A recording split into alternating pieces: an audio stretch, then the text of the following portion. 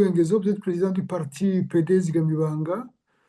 Vous aviez prévu de commémorer l'assassinat de Zedi Ferouzi, qui a été assassiné en 2015, le 23 mai, si je ne me trompe. Mais la cérémonie n'a pas pu avoir lieu. Qu'est-ce qui s'est passé? Ben, merci beaucoup. Le 23 mai 2026 était prévu la 11e commémoration de l'assassinat de Zed Ferouzi, le tout premier président du parti PDS Gamibanga. Assassinat euh, qui a eu lieu à Bujumbura à la même date. Et donc, nous sommes restés tous autant à croire que le pouvoir sain de l'FTD s'efforcera.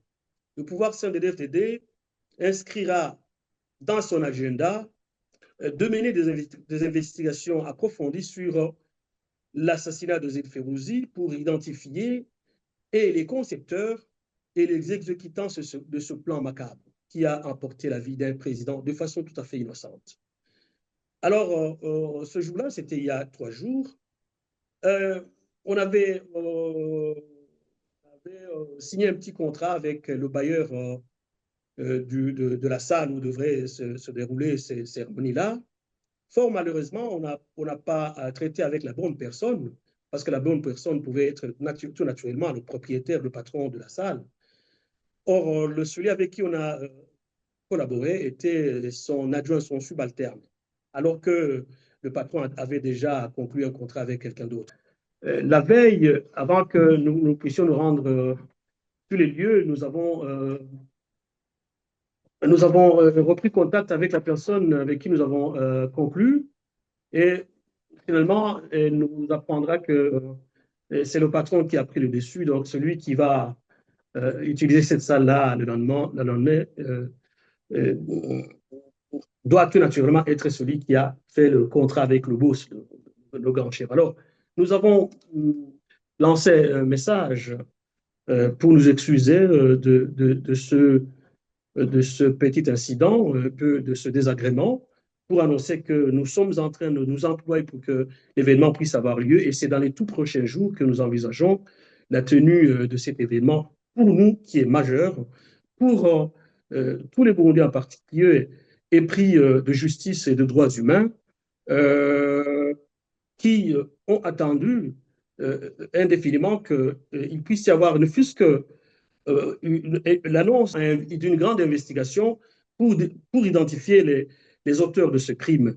Voilà donc. Alors, l'assassinat de Zedi est intervenu, comme je le disais, le 23 mai 2015, au lendemain du discours qu'il avait tenu à Moussaga lors des manifestations où il a carrément et sans embâche annoncé que la fin du régime CNDD-FDD n'était pas loin, qu'elle était si proche, et que les Burundais sont trop fatigués, les Burundais sont un peu désabusés d'un pouvoir auquel ils ont placé confiance, mais qui a déçu sur toute la ligne. C'est ce discours-là qui a fait déborder le vase et qui a fait qu'au lendemain, on puisse envisager et mettre en place tout un plan pour l'assassiner, le liquider. Alors, cet assassinat intervient lorsqu'il sortait d'une réunion en compagnie de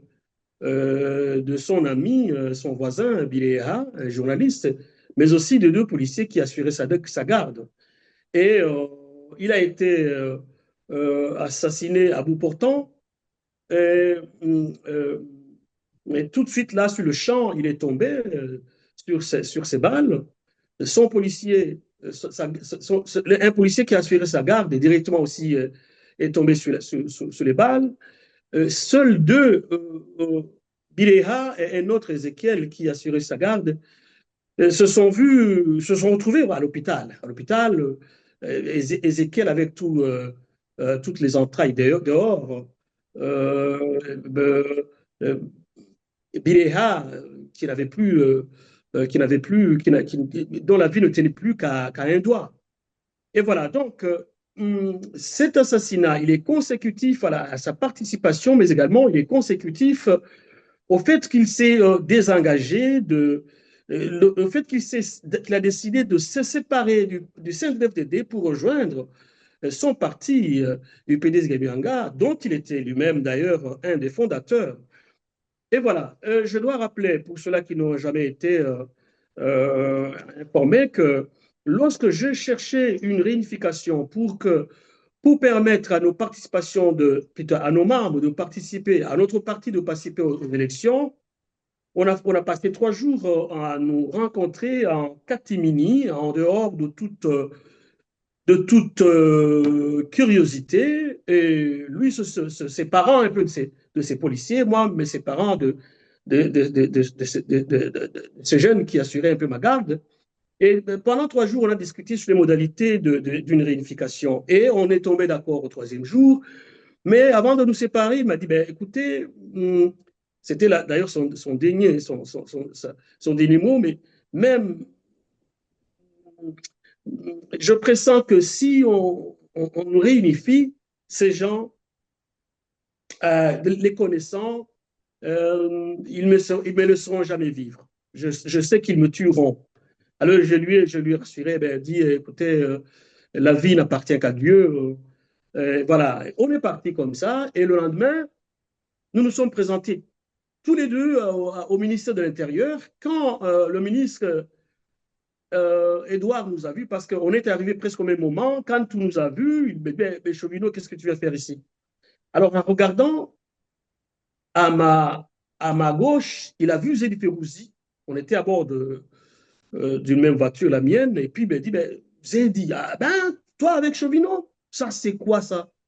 Quelle mouche t'a piqué? Alors, on lui a dit, ben, s'il vous plaît, on voudrait vous accompagner à votre cabinet. Nous avons un message à vous donner. C'est ainsi que il a tenu la main à Zedi. Nous sommes allés jusqu'à son cabinet. Et par 3 fois, il a insisté en posant la question à Zedi. Est-ce que tu es sûr de ce que tu fais? Est-ce que tu es sûr de ton choix? Est-ce que tu as mesuré toutes les conséquences? Zedi qui dit, ben, qu'est-ce qu'il dit? Ben, je pense que j'ai pris un bon choix, celui de me réunir avec Mugwengezo pour retrouver un parti solide et dynamique. C'est toute la réponse qu'il lui a donnée. Voilà, donc l'assassinat de Zed Ferouzi est consécutif à ça, mais aussi il est consécutif à son discours, à Moussa Aga. Alors, depuis lors, l'assassinat de Zed Ferouzi est resté lettre morte, si ce n'est que l'UPD qui a continué un peu à rappeler les gens qu'il y a eu quelqu'un qui a été assassiné le 23 mai 2015 et que rien n'a été fait. Et voilà. Donc, pour eux, c'est comme si assassiner un président d'un parti, c'est pas grave. C'est pas, c'est pas inquiétant. C'est pas. Et c'est là que j'interpelle aujourd'hui que la lutte que nous venons de mener, qui vient de durer 11 ans, près de 11 ans, nous devons apprendre à nous mettre tous ensemble et à revendiquer des droits communs, à revendiquer les droits, la justice pour ceux-là qui ont été tués, euh, parce qu'ils ont refusé le troisième mandat, de revendiquer l'assassinat, parce que de tous les partis politiques, seul le parti PDS Yamanga a perdu son président en pleine effervescence, en pleine manifestation. C'est seul le parti IPD qui a perdu son président. Bon, bien sûr, d'autres sont partis aussi dans ces conditions-là. C'est pour cela que j'exhorte les opposants politiques, j'exhorte la société civile, j'exhorte toute personne éprise de paix à comprendre qu'on doit aller ensemble, main dans la main, pour revendiquer une justice. Pour tous ceux-là qui ont perdu leur vie à cause des manifestations, à cause de la revendication de droits de 2015. Autrement, c'est presque un jauge. On nous observe, on dit ben, ils sont pas cohérents, ils ne se soutiennent pas mutuellement. Tant qu'on n'a pas vu une force commune, tant qu'on ne les a pas vus coaliser, nous allons continuer à tuer qui nous voudrons, quand nous voudrons et comment nous voudrons. En définitive, j'exhorte franchement, que les gens apprennent à se mettre ensemble et pour revendiquer des droits, surtout des droits des crimes de sang, surtout des droits des crimes qui ont été commis parce que des gens se refusaient à, à permettre que le président Nkurunziza puisse briguer un troisième mandat illégal, un troisième mandat qu'il ne lui était pas autorisé, parce que ce qui lui était autorisé n'était que deux mandats,